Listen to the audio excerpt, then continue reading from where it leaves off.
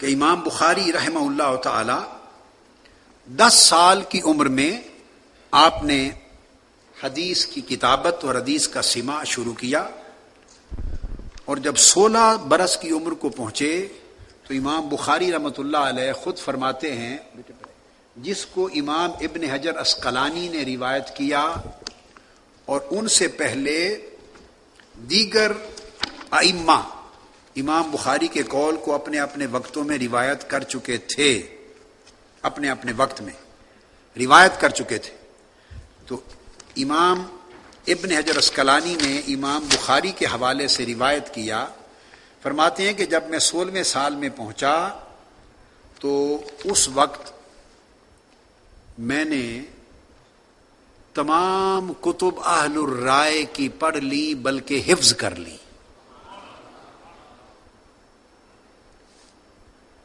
یہ امام بخاری کا قول یاد رکھ لیں، جمیع شارحین بخاری نے درج کیا ہے بشمول امام، چونکہ میں نے آپ کو بخاری شریف کے ساتھ امام ابن حجر عسقلانی کی فتح الباری کو ساتھ پڑھا رہا ہوں اس دورہ میں اور درس میں، صحیح بخاری ما فتح الباری عسقلانی کی ہے، اور ما التوشیح شرح صحیح امام سیوطی کی، تو لہذا میں حوالے زیادہ تر امام عسقلانی کے دوں گا، اور ویسے بھی آپ کے شارحین میں معتبر ترین امام عسقلانی تصور کیے جاتے ہیں، تو وہ زیادہ سند تصور کیا جاتا ہے۔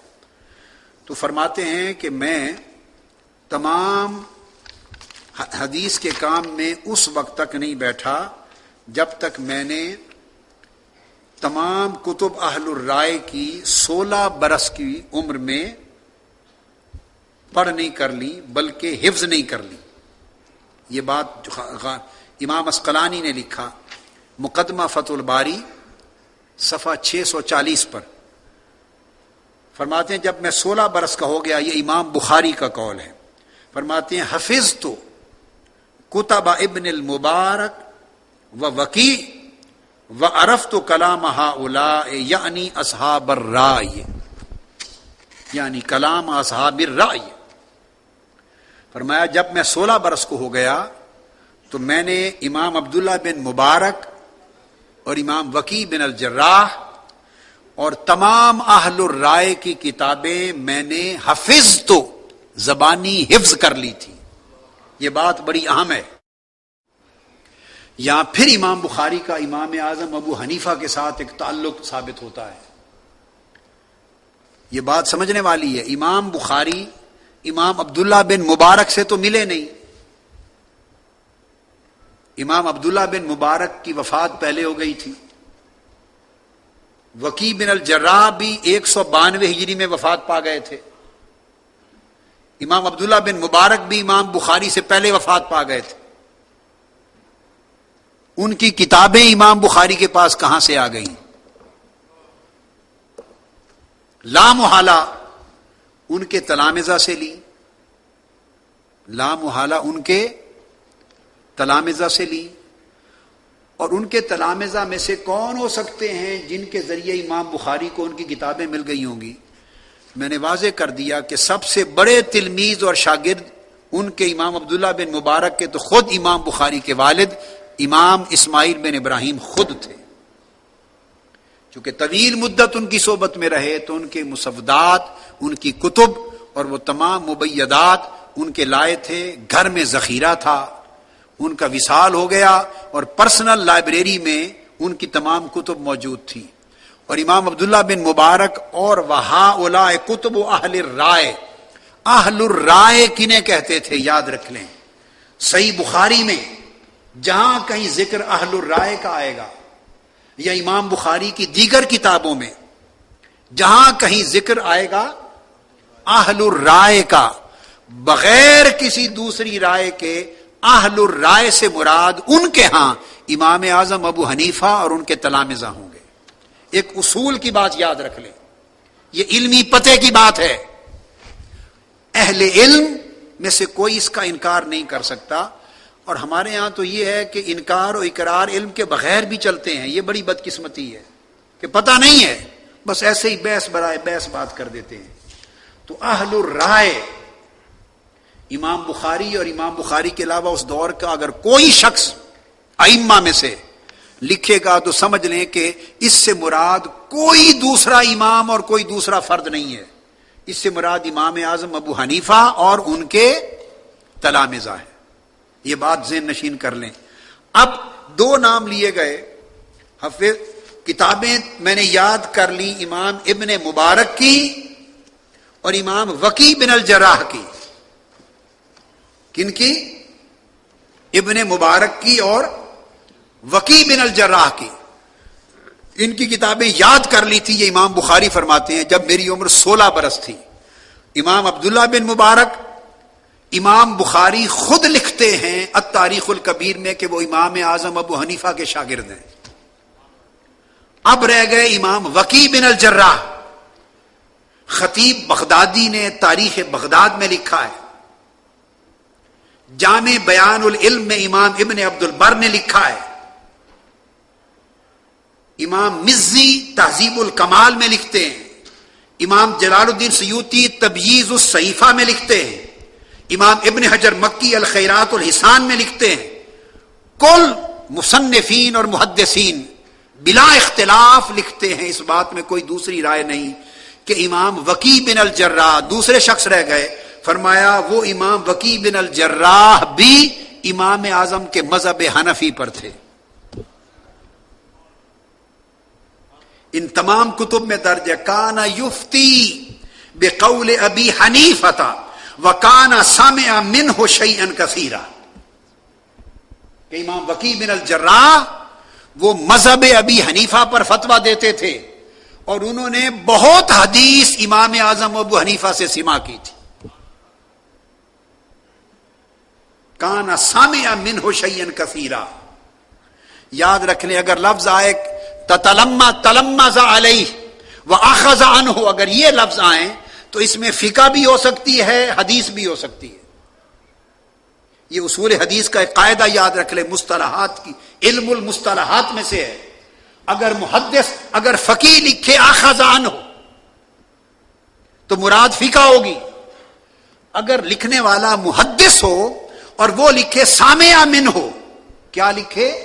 سامع منہ ہو، محدث لکھے تو اس کا معنی کبھی علم الفقہ نہیں ہوگا، علم الحدیث ہوگا. اب اس کو بات کو سمجھیں. امام ابن عبد البر محدث ہیں. امام مزی محدث ہیں، امام ہیں اسماء الرجال کے. امام سیوطی محدث ہیں. امام ابن حجر محدث ہیں. اور قول کن کا ہے؟ یحییٰ بن معین کا قول ہے.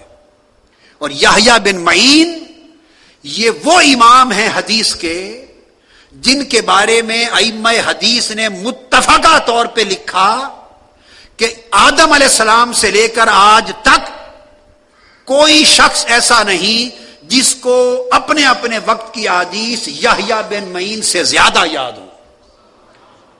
یحییٰ بن معین سے بڑھ کر حدیثیں آدم علیہ السلام سے لے کے آج تک کسی فرد بشر کو یاد نہیں. یہ وہ امام ہیں یحییٰ بن معین، امام فی الحدیث.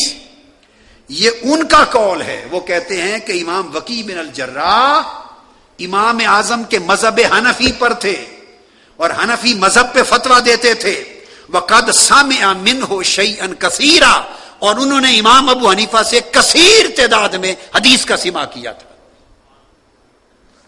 اب آپ سمجھ گئے کہ امام وکی بن الجراح کون ہے اور امام عبداللہ بن مبارک کون ہے. دونوں کو سمجھ گئے. اب دونوں کو سمجھ کر اب امام ابن حجر اسقلانی کے اس قول کی طرف، روایت کی طرف جو انہوں نے امام بخاری کی درج کی ہے. اب امام بخاری کے اپنے الفاظ کو پھر سمجھیں. فرماتے ہیں حفظت کتب ابن المبارک و وکی وعرفت کلام ہؤلاء، کہ میں نے ابن مبارک اور وکی بن الجراح کی کتابیں زبانی یاد کر لی تھی اور ان کے کلام کی پوری معرفت حاصل کر لی تھی. اور پھر آگے وضاحت کر دیتے ہیں کسی کو مغالطہ نہ رہے، یعنی اصحاب الرائے بتانا چاہتے ہیں کہ یہ دونوں امام ابو حنیفہ کے شاگرد ہیں. خود بتایا. تو گویا امام بخاری نے جب صحیح بخاری لکھنا شروع کی اس سے قبل ان کے علم کی بنیادیں علم امام ابی حنیفہ کے ساتھ گوندی جا چکی تھی. امام اعظم ابو حنیفہ کا علم جو ہے وہ امام بخاری کے علم کے خمیر میں شامل تھا، خمیر میں شامل تھا۔ پھر یہاں ایک سوال ہوتا ہے، اگر یہ بات ہے تو صحیح بخاری میں امام اعظم سے روایت کیوں نہیں کی؟ اس کو میں احوال بخاری کے ضمن میں آخری نقطے کے طور پہ لوں گا، سمجھاؤں گا، آخری نقطے کے طور پر۔ اور پھر امام ابن حجر اسقلانی نے مزید اسی مقدمہ فتح الباری، اس کی جلد مقدمہ میں 654 صفحے پر 654 صفحے پر آخر میں امام اسقلانی نے پھر بیان کیا امام بخاری کا قول۔ امام بخاری فرماتے ہیں قال البخاری ما جلست للتحدیث حتی عرفت الصحیح من السقیم وحتی نظرت فی کتب اہل الرائے، فرمایا میں اس وقت تک بطور محدث مسند پہ نہیں بیٹھا جب تک میں اہل الرائے کی تمام کتب کا مطالعہ نہیں کر چکا، اور جب تک میں نے اہل الرائے کی کتابوں کا کامل مطالعہ نہیں کر لیا اس وقت تک حدیث میں صحیح اور غیر صحیح کا فرق میری سمجھ میں نہیں آیا۔ گویا روایت حدیث کو میں نے پختہ کیا درایت حدیث سے۔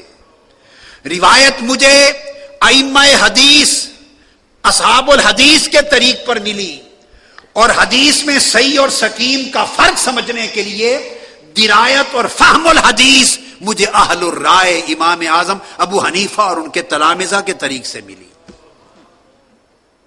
یہ امام ابن حجر اسقلانی نے امام بخاری کے اقوال نقل کر کے یہ بات بیان کی۔